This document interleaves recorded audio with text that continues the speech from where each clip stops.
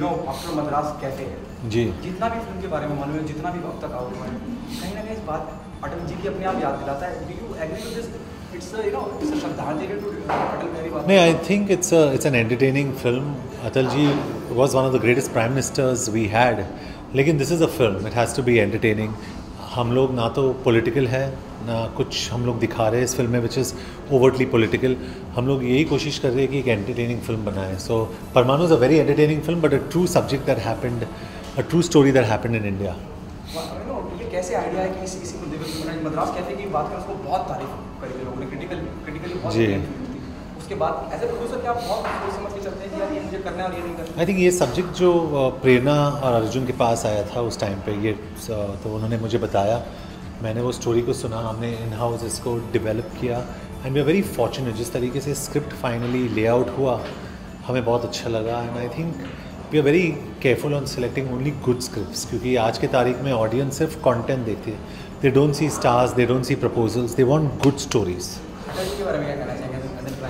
Of course, I think so. I think he's a visionary. He had a great vision, and उनके वजह से अगर आप India shining की बात करें आज, आई think it's because of him. जय जवान जय विज्ञान. हमारे आर्मी पर्सनल को और हमारे साइंटिस्ट को हम क्रेडिट देना चाहते हैं ये परमाणु परीक्षण के लिए. And I think they are responsible for the super power that India is today.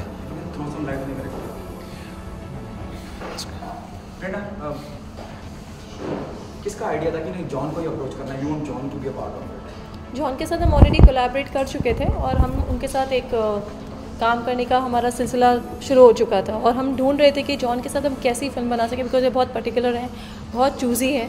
और ये फिल्म के बारे में इन्होंने जिक्र काफ़ी बार किया था कि उनको ये सब्जेक्ट पे डेफिनेटली फिल्म बनानी है. अचानक उसी टाइम पे हमें डायरेक्टर से हमारी मुलाकात हुई इनके लिए ही. तो जो सब्जेक्ट लेकर आए हैं वो जॉन के, उनके भी माइंड में जॉन ही थे और हमारे माइंड में भी एग्जैक्टली उस मोमेंट पे आया कि हम जॉन को बताएं कि ये फिल्म आई है और क्या हमें बना सकते हैं. इमीडिएटली उन्होंने एक्सेप्ट किया स्क्रिप्ट पढ़ने के बाद, स्टोरी पढ़ने के बाद. एंड देन फिर जॉन ने पूरी फिल्म इन हाउस डेवलप कराई है टीम ऑफ राइटर्स के साथ, पूरी टीम को लेकर. आई थिंक फिर बहुत बड़ा यू नो एक इवेंट है खुद में भी ये, जिस तरह हम फिल्म बना रहे हैं ये वाली.